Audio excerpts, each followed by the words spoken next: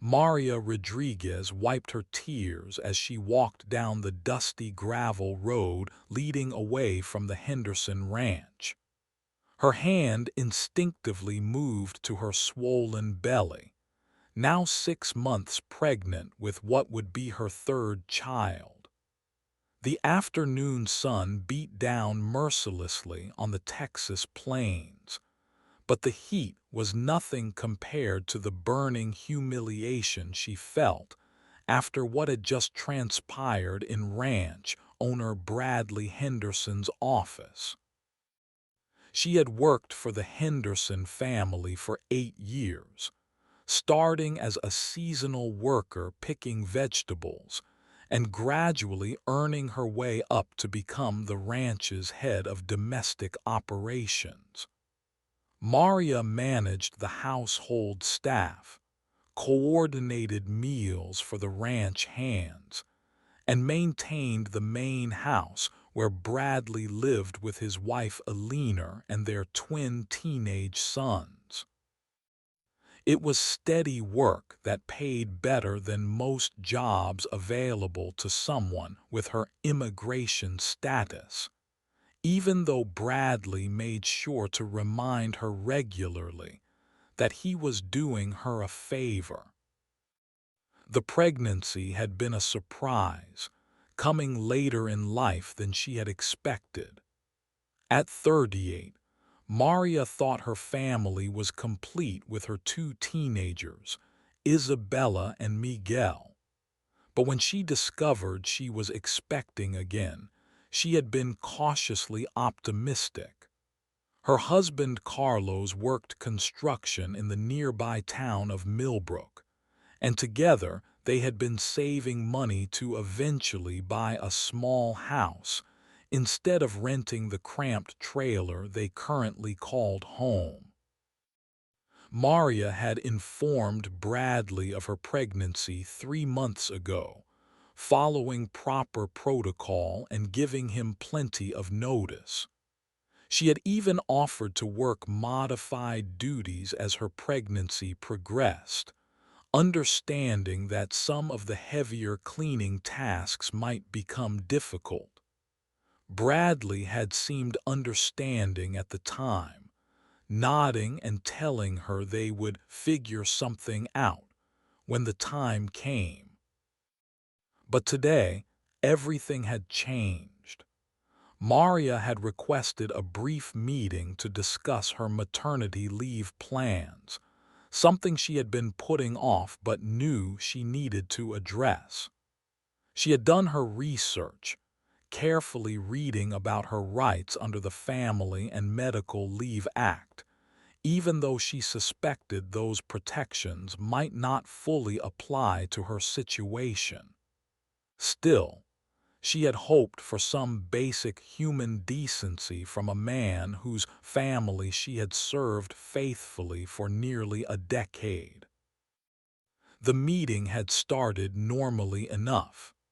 Bradley had offered her a seat in his oak-paneled office, surrounded by mounted deer heads and photographs of prize-winning cattle. Alina had been there too, which Maria initially took as a good sign.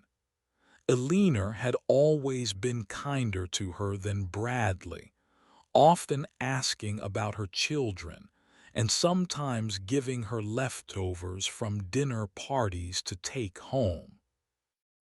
But when Maria explained that she would need approximately 12 weeks off after the baby was born, Bradley's demeanor had shifted dramatically. His face had hardened, and he had leaned back in his leather chair with a cold smile that made Maria's stomach clench with dread. "Well, Maria," he had said, his voice taking on a patronizing tone that she had heard too many times before, "I'm afraid that's just not going to work for us. This is a working ranch, not a charity. We need people who can commit to being here, not people who are going to be running off to have bobbies every few years. Maria had felt her face flush with anger and embarrassment. Mr. Henderson, with respect, this is my first pregnancy in 16 years. I've been nothing but reliable, and I'm asking for basic time to recover and bond with my baby. I'm willing to arrange for temporary help during my absence. Bradley had laughed, a harsh sound that filled the room. Basic time. Maria, you're not exactly in a position to be making demands. Let me remind you of something. I know exactly what your situation is. You're not exactly documented, are you?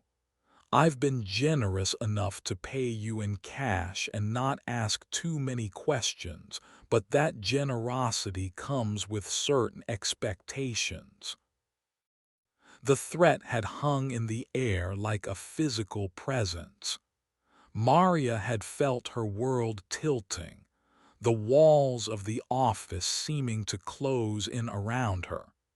She had known this moment might come eventually, but she had hoped that her years of dedication would count for something. She had hoped that Bradley Henderson had more integrity than to exploit her vulnerable position. Alina had looked uncomfortable, shifting in her chair and avoiding Maria's eyes.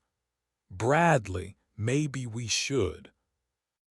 No, Bradley had interrupted, his voice sharp. Maria needs to understand how things work here. She can either be grateful for the job she has and work without extended vacations, or she can find employment elsewhere. But if she chooses to leave, she should know that I have connections throughout this county. A word from me, and she'll find it very difficult to find work anywhere else around here. Maria had stood up then, her legs trembling but her dignity intact. I understand perfectly, Mr. Henderson. I understand exactly what kind of man you are. She had walked out of that office with her head held high, but the tears had started flowing the moment she stepped outside. Now, as she made her way down the long driveway, she felt the full weight of her situation pressing down on her shoulders. She was 6 months pregnant, effectively unemployed, and facing the very real possibility of having to uproot her entire family. The gravel crunched under her worn sneakers as she walked, each step taking her further from the only stable income her family had known in years. The late afternoon sun cast long shadows across the road, and Maria pulled her cardigan tighter around her shoulders as a breeze picked up. She needed to get home to Carlos and the kids, needed to figure out what they were going to do next. As she reached the main road where she had parked her aging Honda Civic, Maria noticed a cloud of dust in the distance. Someone was coming down the ranch road behind her, driving fast. She fumbled with her keys, wanting to get away from this place as quickly as possible. But as she opened her car door, she realized the approaching vehicle was slowing down. It was Bradley Henderson's silver pickup truck, and her heart began to race. What could he possibly want now? Hadn't he humiliated her enough for one day? Bradley pulled up beside her car and rolled down his window. His expression was unreadable, but Maria could see something calculating in his eyes that made her deeply uncomfortable. "Maria," he called out, his voice carrying a false friendliness that fooled no one. "I've been thinking about our conversation. Why don't you come back to the house? Maybe we can work something out after all." Maria's instinct screamed at her to get in her car and drive away, but she hesitated. She thought about Carlos working long hours in the brutal heat, about Isabella who had been saving money for college, about Miguel who needed new clothes for school. She thought about the baby growing inside her and the uncertainty that lay ahead. "What kind of arrangement?" she asked carefully, though every fiber of her being told her she didn't want to hear the answer. Bradley's smile widened, and Maria felt a chill run down her spine despite the warm afternoon air. "Oh, I think you know exactly what kind of arrangement I'm talking about, Maria. You're a smart woman. You understand how these things work." The implication in his words hit her like a physical blow. Maria felt bile rise in her throat as she realized what Bradley Henderson was suggesting. After 8 years of treating her like a second-class citizen, after threatening her family's livelihood, he was now trying to leverage her desperation into something unspeakable. "You're disgusting," she whispered, her voice barely audible but filled with such venom that Bradley's smile faltered for just a moment. "Now, Maria, that's not a very smart response. You might want to think about your situation a little more carefully. Think about your husband's job. Think about where your kids go to school. This is a small county, and I have a lot of influence here. But I'm also a reasonable man, and I believe in helping people who help me." Maria stared at him for a long moment, memorizing every detail of his face, every inflection in his voice. She was recording this moment in her memory, burning it into her consciousness so she would never forget the kind of man Bradley Henderson really was. "I'll think about it," she said finally, her voice steady despite the turmoil in her heart. Bradley nodded, satisfied. "That's better. You know where to find me, Maria. Don't take too long to decide. My patience has limits." He drove away, leaving Maria standing alone on the side of the road, dust swirling around her feet. She watched his truck disappear around a bend, then slowly got into her car. Her hands were shaking so badly she could barely start the engine. As she drove home through the familiar countryside, Maria's mind raced with possibilities, none of them good. She had always known that Bradley Henderson was not a particularly good man, but she had never imagined he would sink to such depths. The worst part was that he was probably right about his influence in the county. Jobs were scarce, and word traveled fast in small communities. But even as despair threatened to overwhelm her, Maria felt something else stirring in her chest. It was a familiar feeling, one she had experienced before when faced with seemingly impossible situations. It was the same feeling she had felt when she first crossed the border years ago, when she had given birth to Isabella in a charity hospital with no insurance, when Carlos had been laid off for 3 months and they had survived on food stamps and determination. It was the feeling of someone who had been pushed too far, someone who had nothing left to lose and everything to fight for.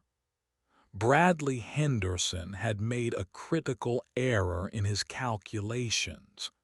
He had assumed that Maria's desperation would make her weak, that her vulnerable position would make her compliant. He had no idea that desperation could also make someone incredibly dangerous. Maria pulled into the driveway of her trailer home just as the sun was setting. The small yard was neatly maintained, with a vegetable garden that Carlos had helped her plant and a small play area where the neighborhood children often gathered. It wasn't much, but it was home, and Bradley Henderson's threats had put all of it at risk. Isabella met her at the door, her 16-year-old face immediately showing concern. "Mom, you look upset. What happened?" Maria hugged her daughter tightly, breathing in the familiar scent of her shampoo and the lingering smell of the fast food restaurant where Isabella worked part-time. "Nothing for you to worry about, Mija. Is your father home?" "He's in the shower. He got home about an hour ago. Mom, you're scaring me. What's wrong?" Maria looked into her daughter's eyes, seeing her own determination reflected there. Isabella had inherited her strength, her unwillingness to back down from a fight. It was a quality that would serve her well in life, but right now, Maria wanted to protect her from the harsh realities of what they were facing. "We need to have a family meeting after dinner," Maria said finally. "But first, let me talk to your father." Carlos emerged from the bathroom 20 minutes later, his dark hair still damp and his construction clothes replaced with a comfortable t-shirt and jeans. He had worked hard all day in the heat, and Maria could see the exhaustion in his eyes. But when he saw her expression, he became immediately alert. "What happened?" he asked, pulling her into his arms. "Something's wrong." Maria told him everything, from the initial meeting with Bradley to the encounter on the road. She watched her husband's face grow darker with each detail, saw his hands clench into fists as she described Bradley's final proposition. "That son of a," Carlos started, but Maria put a finger to his lips. "The children," she reminded him softly. Carlos nodded, but his anger was palpable. "Maria, we have to report this. This is harassment, this is exploitation. There have to be laws." "Laws for who?" Maria interrupted. "For people like us. Carlos, you know how this works. It's his word against mine, and he's a respected rancher with connections throughout the county. Who do you think they'll believe?" "So what do? We can't just let him get away with this." Maria was quiet for a moment, her mind working through possibilities. "We do what we've always done. We survive. We adapt. And we find a way to fight back." "What do you mean?" I mean, Bradley Henderson made a mistake today. He showed me exactly who he really is, and he assumed I was too powerless to do anything about it. But he doesn't know me as well as he thinks he does. Carlos studied his wife's face, recognizing the expression she wore. It was the same look she had worn when she had decided to leave her hometown and cross the border in search of a better life. It was the look of someone who had made a decision that could not be unmade.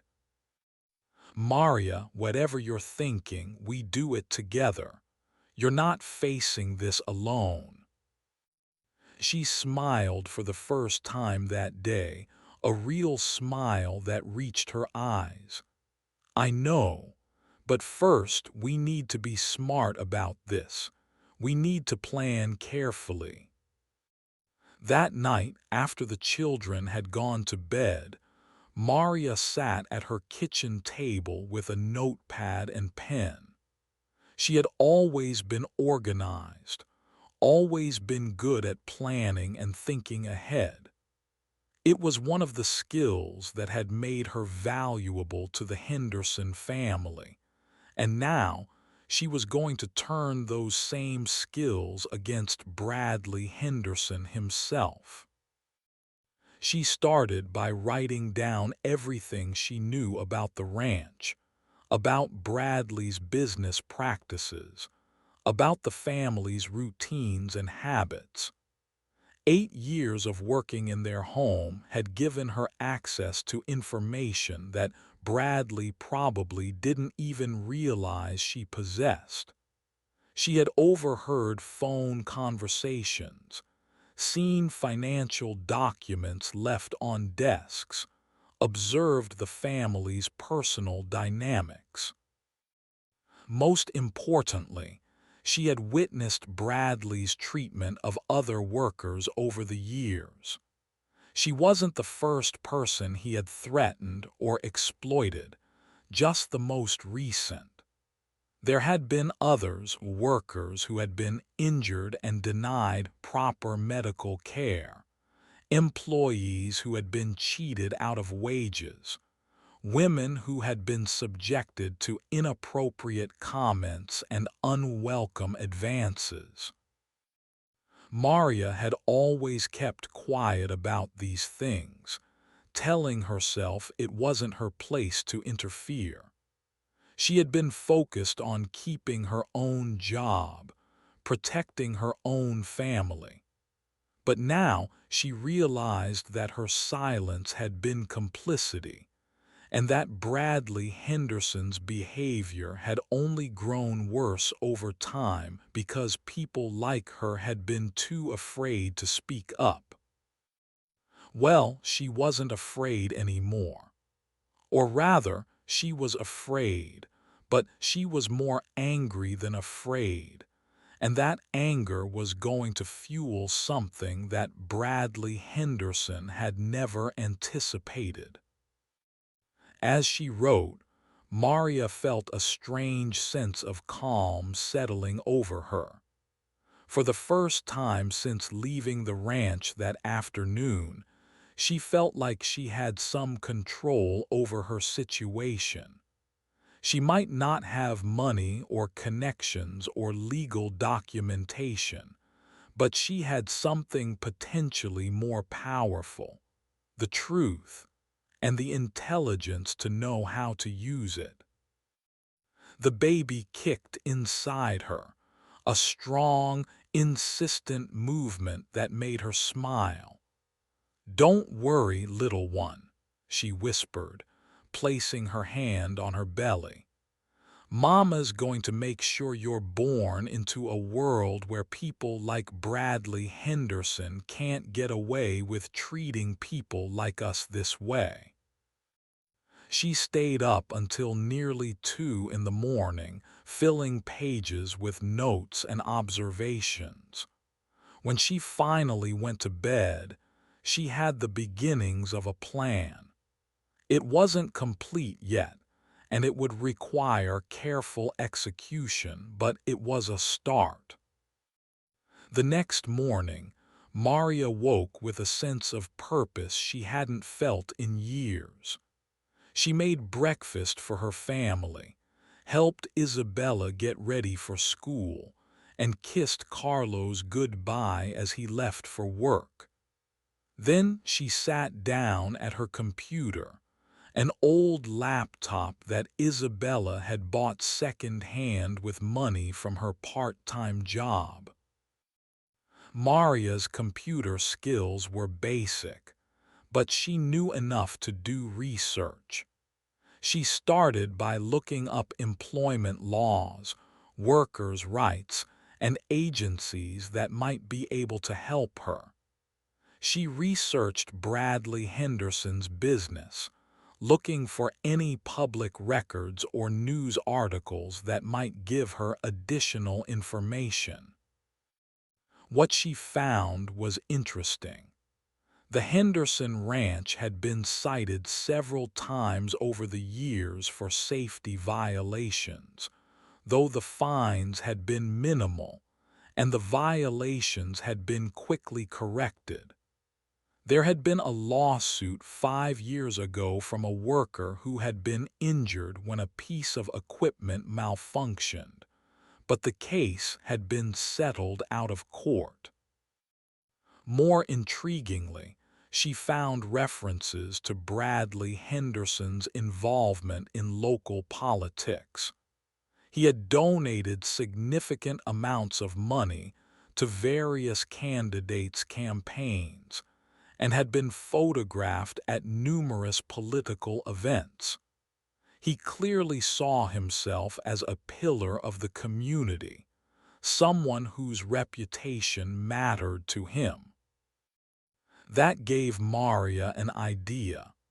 People like Bradley Henderson could often tolerate losing money or even facing legal consequences, but they couldn't tolerate public humiliation. Their social standing, their reputation within their community, was often more important to them than anything else.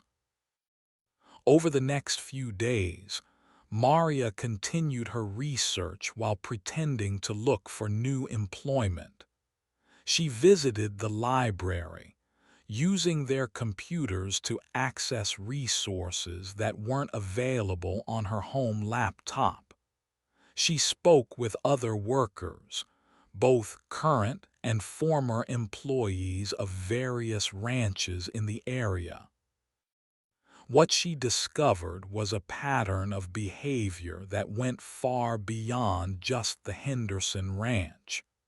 There was an entire network of employers who took advantage of undocumented workers, who used people's vulnerable status to exploit them in various ways. Bradley Henderson wasn't unique. He was just part of a larger system. But Maria also discovered something else. She wasn't as alone as she had thought. There were organizations that helped workers in her situation, advocacy groups that specialized in fighting exactly the kind of exploitation she had experienced. There were lawyers who worked on contingency, journalists who investigated labor violations, and activists who organized communities to fight back against abuse. For the first time in days, Maria felt hope beginning to stir in her chest. She wasn't just one pregnant woman facing a powerful rancher. She was part of a larger community, and that community had resources and allies that Bradley Henderson had never considered. The key was going to be timing and strategy. Maria needed to be careful not to move too quickly or too carelessly. She needed to build her case methodically, gathering evidence and allies before making any direct moves against Bradley Henderson. But as she walked home from the library that afternoon, Maria felt something she hadn't experienced in years. The feeling of being truly dangerous to someone who had previously held all the power. Bradley Henderson had made the mistake of underestimating her, and now she was going to show him exactly what that mistake would cost him. The baby kicked again, and Maria smiled. "You're going to be born into a better world, little one," she whispered.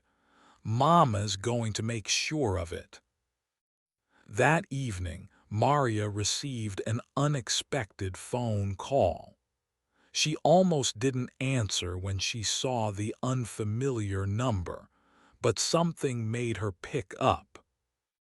"Hello, Maria. This is Eleanor Henderson."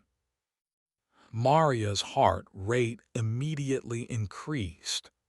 Eleanor had never called her before, and the timing seemed too coincidental to be innocent. "Mrs. Henderson," Maria said carefully, "how can I help you?" "I was wondering if you might be available to talk. In person, I mean. There are some things I think we should discuss." Maria's mind raced. Was this some kind of trap? Was Eleanor calling on behalf of her husband, trying to lure Maria into some kind of compromise or additional threat? "What kind of things?" Maria asked. Eleanor was quiet for a moment, and when she spoke again, her voice was different, softer, more uncertain. "Things about my husband, things about the ranch, things I think you should know." Maria felt her pulse quicken. This was unexpected and potentially very significant. "When and where did you want to meet?" "Tomorrow afternoon. There's a coffee shop in Millbrook on Main Street, the one next to the post office. Do you know it?" Maria did know it. It was a small, quiet place where they could talk without being overheard or observed. It was also public enough that she would be safe. "I'll be there at 2 o'clock, Maria said. "Thank you, Maria. And Maria, come alone and don't tell anyone about this call, not yet." The line went dead, and Maria stared at the phone for a long moment. This conversation could change everything, or it could be walking into a trap. But her instincts told her that Eleanor Henderson was not calling on behalf of her husband. There had been something in her voice, a quality that Maria recognized. The sound of someone who had been carrying a secret for too long. Maria spent the rest of the evening trying to imagine what Eleanor might want to discuss. She had always sensed that Eleanor was uncomfortable with some aspects of her husband's behavior, but she had never imagined that Bradley's wife might be willing to actively work against him. The next afternoon, Maria arrived at the coffee shop 15 minutes early. She wanted to observe the location, to make sure she wasn't walking into some kind of ambush. But when Eleanor arrived, she was clearly alone, and the nervousness in her demeanor convinced Maria that this was not a setup. Eleanor ordered coffee for both of them, and they sat at a corner table where they could speak privately. Eleanor looked older than Maria remembered, with new lines around her eyes and a tension in her shoulders that suggested she had been under considerable stress. "Thank you for coming," Elinor said, stirring her coffee without drinking it. "I wasn't sure you would." "I almost didn't," Maria admitted. "I'm not sure what we could have to discuss." Elinor nodded. "I understand your suspicion. After what happened the other day, you have every right to be cautious. But Maria, I need you to know that I was horrified by what my husband said to you, both in the office and afterward." Maria studied Elinor's face, looking for signs of deception. "You were there for the office conversation. You didn't say anything." "I know, and I'm ashamed of that. I should have spoken up, should have defended you, but I was a coward." Elinor's voice was barely above a whisper. "I've been a coward for years." "What do you mean?" Elinor took a deep breath, seeming to gather her courage. "Bradley is not the man people think he is. He's not the man I married, or maybe he is and I was just too naive to see it. He's been taking advantage of workers for years, especially women, especially undocumented workers. You're not the first person he's propositioned." Maria felt a chill run down her spine. "How many others?" "I don't know exactly. Over the years there have been several. Some of them quit suddenly, some of them just disappeared. I always suspected, but I never wanted to know for sure. I told myself it wasn't my business, that I was imagining things." "But you weren't imagining things." "No, and last week I found something that made it impossible to deny anymore." Elinor reached into her purse and pulled out a small recording device. "Bradley has been recording some of his conversations with workers. I think he does it for insurance, in case anyone ever tries to make accusations against him." Maria's eyes widened. "He recorded our conversation." "I think so. I found this device in his desk drawer, and when I played it, I heard voices I recognized, including yours." Maria's heart was pounding. If Bradley had recorded their conversation, including his proposition, then she had evidence. Real, concrete evidence that could be used against him. "Why are you telling me this?" Maria asked. "Why are you helping me?" Elinor was quiet for a long moment, staring into her coffee cup. "Because I'm tired of being complicit in his behavior. Because I have a daughter too, and I want to be able to look her in the eye and know that I did the right thing when it mattered. And because what he did to you was unforgivable." She pushed the recording device across the table to Maria. "I made a copy of the relevant conversations. Everything is on there. Use it however you think best." Maria stared at the device, hardly believing what was happening. "Elinor, this could ruin your marriage. It could destroy your family." "My marriage was already ruined. I just refused to admit it. And as for my family, I think my sons deserve to know what kind of man their father really is before they grow up to be like him." Maria picked up the recording device, feeling its weight in her hand. It was small and ordinary looking, but it contained the power to completely change her situation. With this evidence, she wasn't just another undocumented worker making accusations against a respected rancher. She was someone with proof. "There's something else," Eleanor said. "I've been keeping financial records of all the workers who have been paid in cash over the years. I know Bradley has been avoiding taxes, not paying into Social Security, not providing workers' compensation.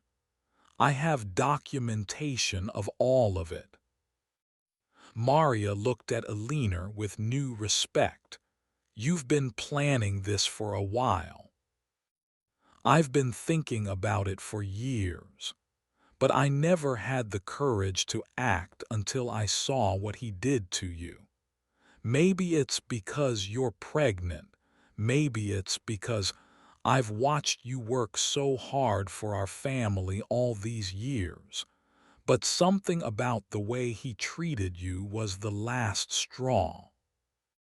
What do you want in return for this help?" Eleanor smiled sadly. "I want you to make sure he can't do this to anyone else. I want him to face consequences for his actions. And I want to finally stop being the kind of person who stands by and lets terrible things happen." Maria nodded, understanding. "It's not going to be easy. He's going to fight back and he's going to try to destroy both of us. I know, but I have resources he doesn't know about. I have my own money, my own connections.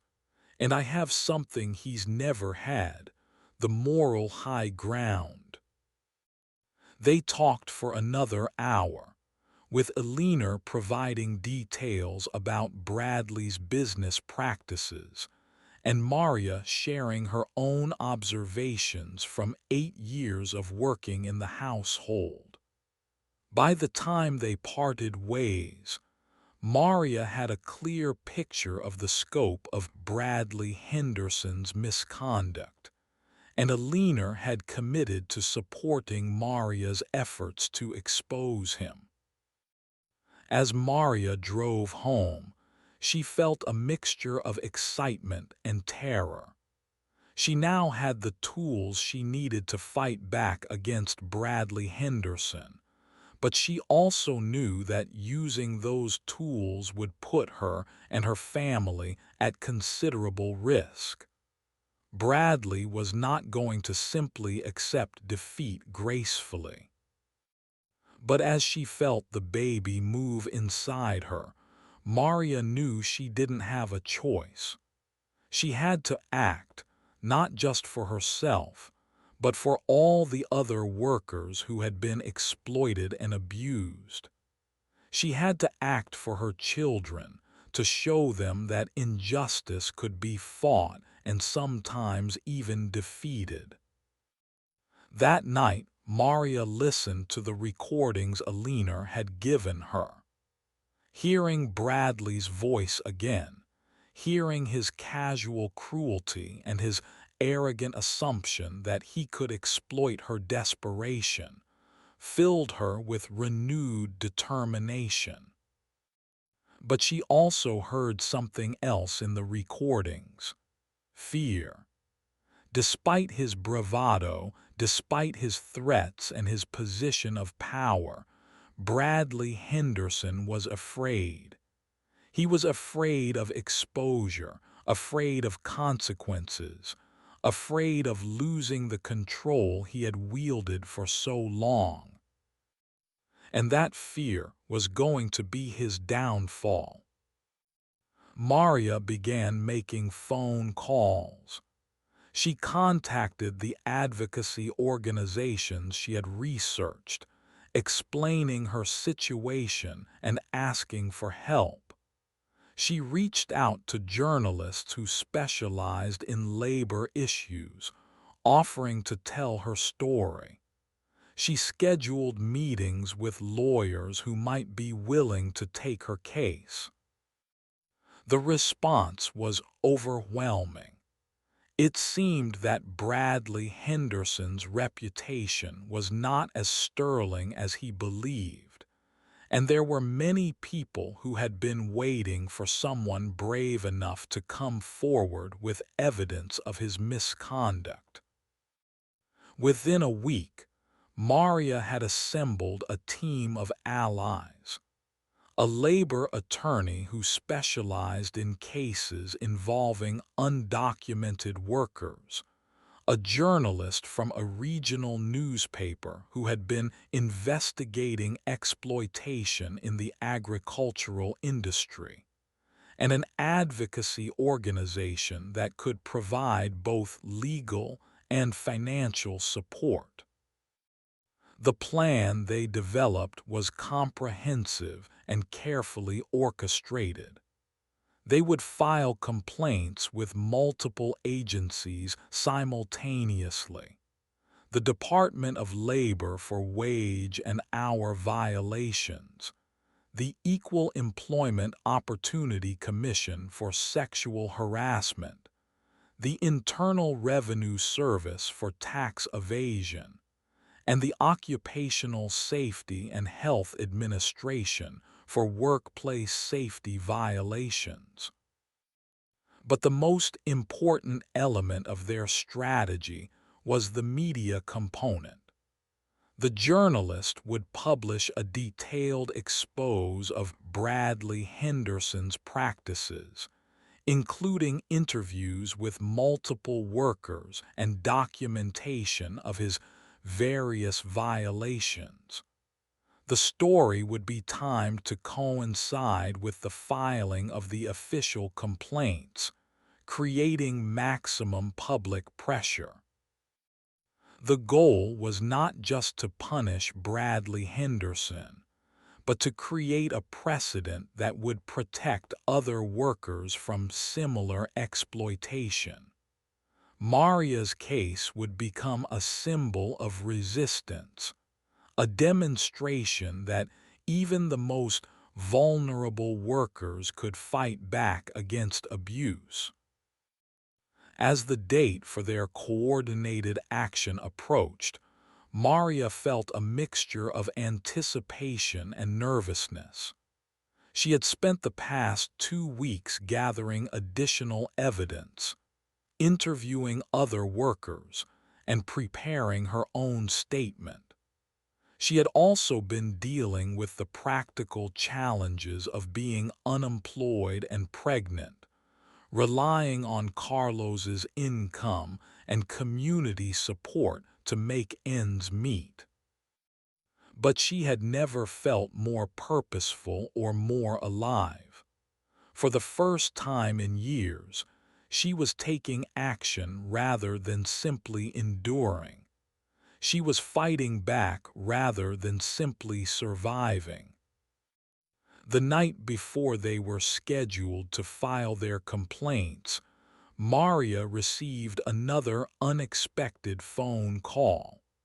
This time, it was from Bradley Henderson himself. "Maria," he said, his voice tight with anger, "I think we need to talk." "I don't think we have anything to discuss, Mr. Henderson." "Oh, I think we do. You see, I've been hearing some interesting rumors around town. Stories about you talking to lawyers, meeting with reporters. That's not very smart, Maria. That's not going to end well for you." Maria felt her heart rate increase, but her voice remained steady. "Are you threatening me again, Mr. Henderson?" "I'm giving you friendly advice. You're making a mistake, a big mistake. You're going to hurt yourself and your family, and for what? Some fantasy about justice.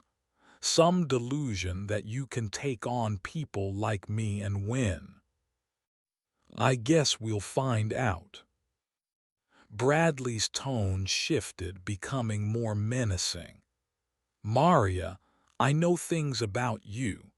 I know about your husband's employer, about your daughter's college applications, about your son's school record.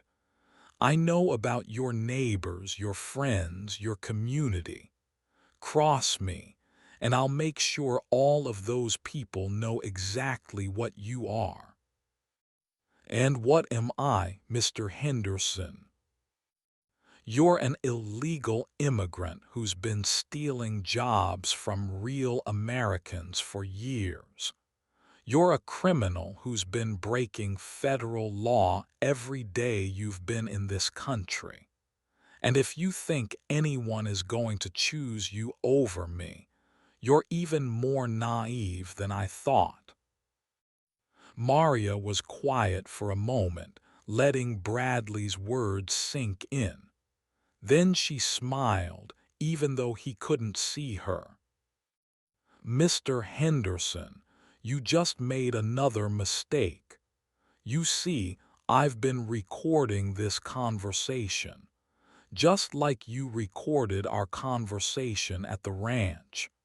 And now I have evidence of you making additional threats against me and my family.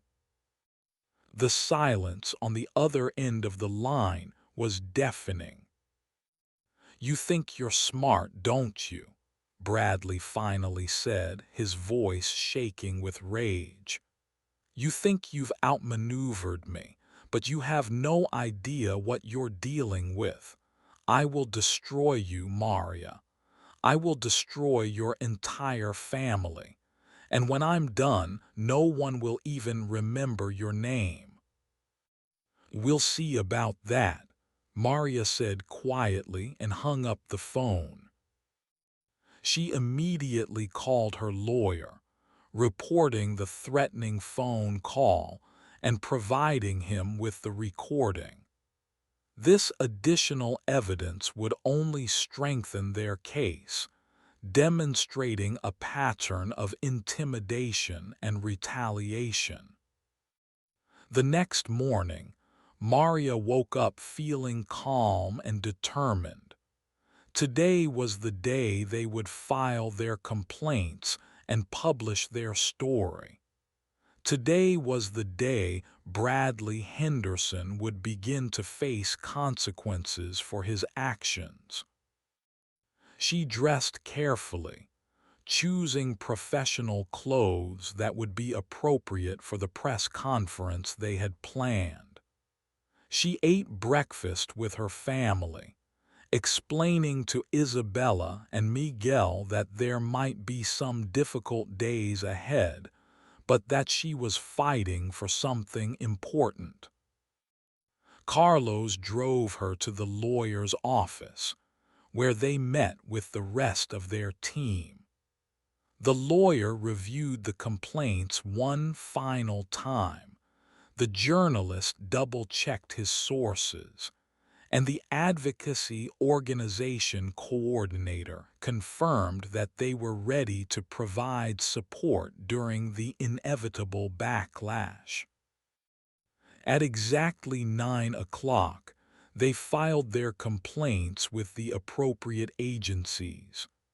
At 10 o'clock, the journalist published his story online. At 11 o'clock, they held a press conference outside the courthouse, with Maria speaking publicly about her experiences for the first time. The response was immediate and overwhelming. Within hours, the story had been picked up by national news outlets. Social media was buzzing with discussions about labor exploitation and immigrant rights.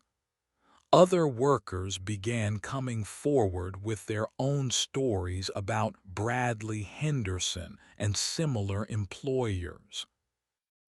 But Bradley Henderson was not taking the attack lying down. By noon, he had hired a high-powered law firm and a crisis management public relations company. He issued a statement denying all allegations and characterizing Maria as a disgruntled employee seeking attention and financial gain. The battle had begun, and Maria knew it was going to be long and difficult. But as she watched the story spread across the internet, as she saw other workers finding the courage to speak out, as she felt the baby moving inside her, she knew she had made the right choice. Bradley Henderson had underestimated her, had assumed that her vulnerability made her weak. But he had been wrong. Her vulnerability had made her strong, had given her nothing to lose and everything to fight for. And now, for the first time in years, Maria Rodriguez was not the one who was afraid. Over the following weeks, the story continued to gain momentum. Additional workers came forward with their own experiences, creating a chorus of voices that could not be ignored. Government agencies opened investigations, and Bradley Henderson found himself facing multiple lawsuits and criminal charges. The community response was mixed. Some people supported Maria and the other workers, organizing boycotts of the Henderson Ranch and raising money for legal expenses. Others remained loyal to Bradley Henderson, viewing the accusations as attacks on a respected local businessman. But the evidence was overwhelming, and the recordings Aliner had provided were particularly damaging. Bradley's own words, captured on his own recording device, made it impossible for him to deny the accusations.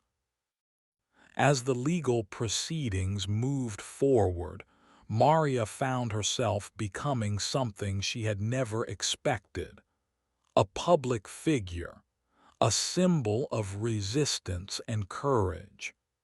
She was invited to speak at conferences, interviewed by national media, and consulted by advocacy organizations.